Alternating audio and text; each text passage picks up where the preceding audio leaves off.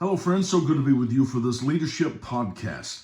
I want to talk to you for just a couple of moments about something I think is very important. It's the unseen things. You know, there's a lot of things in your life that you do that create success. You go to school, you study, you apply yourself, you put the time in. You're really trying to polish your craft as best you can because you want that in the area of commerce. You want that to be something that people want, something that people will be drawn to.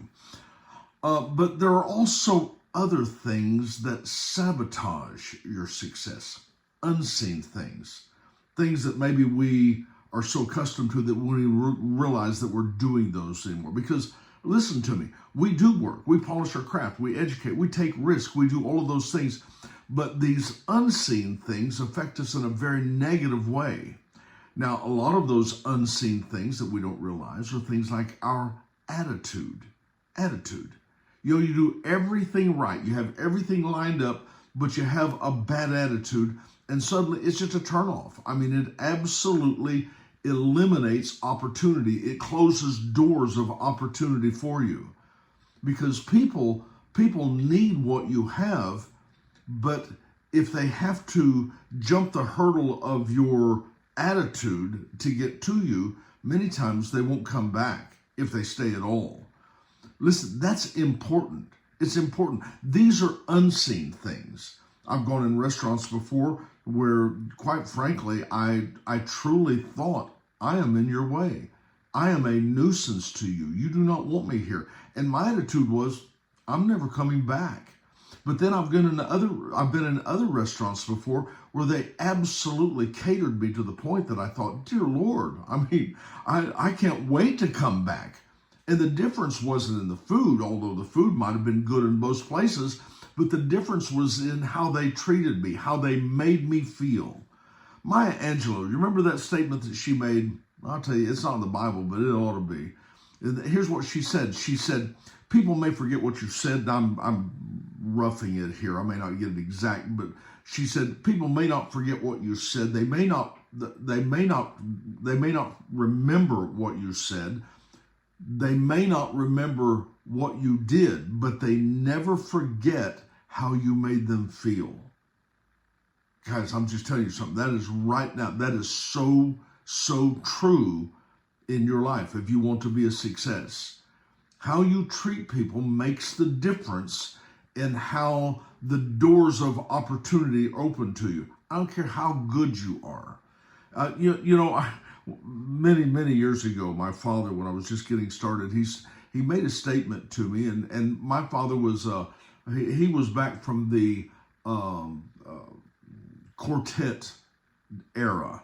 That was at a time back during the 50s and the 60s when that was quartets.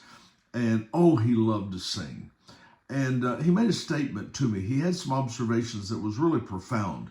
He said, son, if they love you, they love your singing too.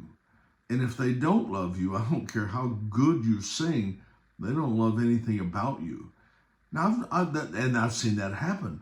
Have you ever seen a professional singer or group suddenly they begin to become political?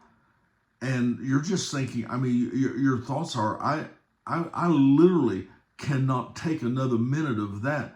I loved you 5 minutes ago. Shut up and sing.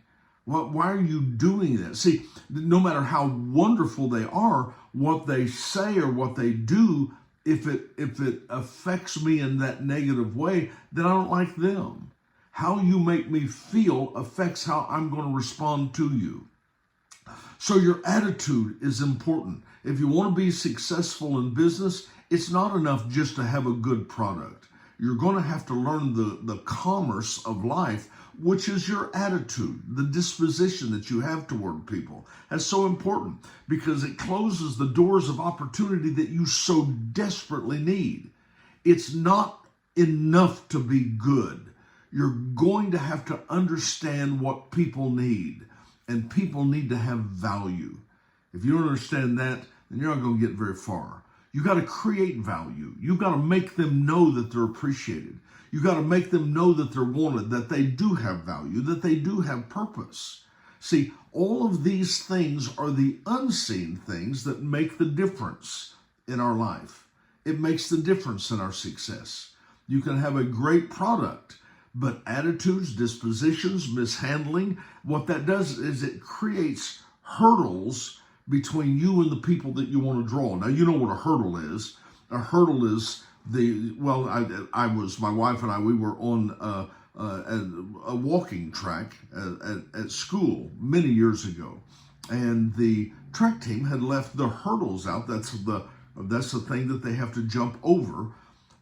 They left them out, I guess, from the night before. And so as I was walking around, I saw it up in front of me, and I thought, I'm just going to jump that hurdle. And well, I made it over it.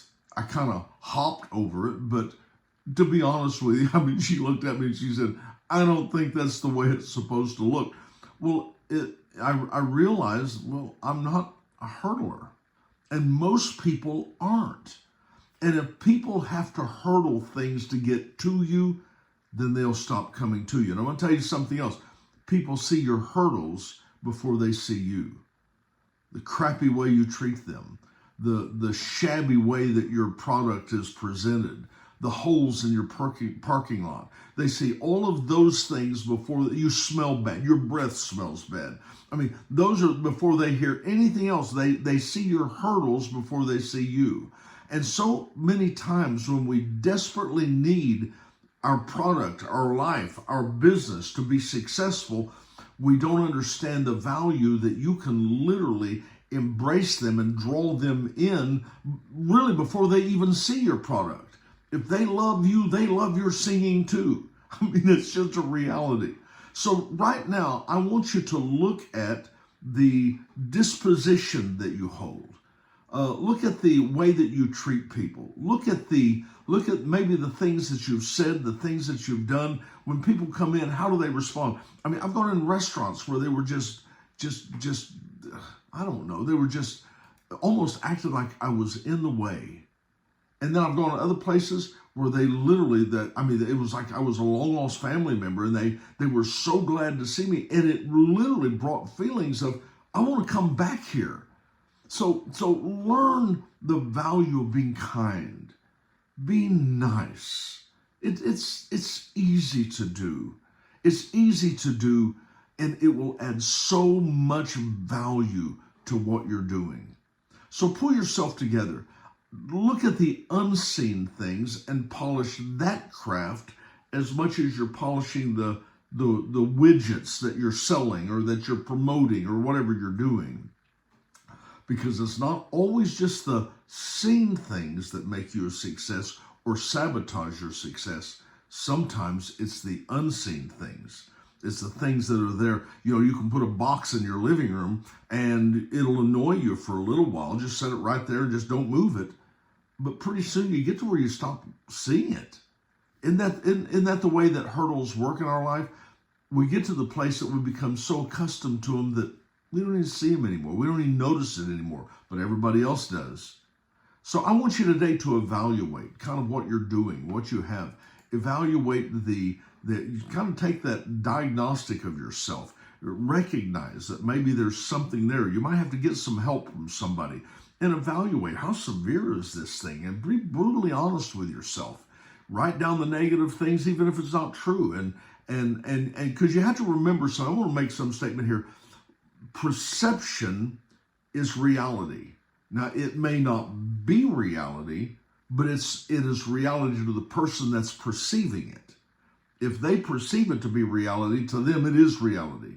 So you gotta take a look at maybe the way that things are presented to them, that they're not getting the wrong concept of who you are and what you're doing. So you need to recognize this and evaluate. Do an evaluation. What can be done? What can be done?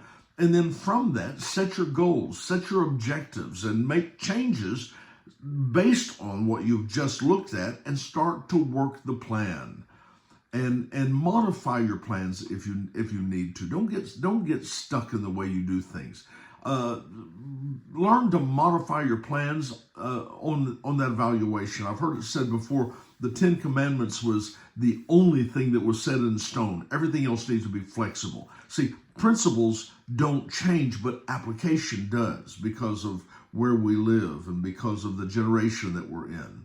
And so we evaluate our presentation, we evaluate our application because we want to see, is this being effective, and is there something that I'm doing even unconsciously that's keeping people away? This is very important. So I want you to look at the unseen things today.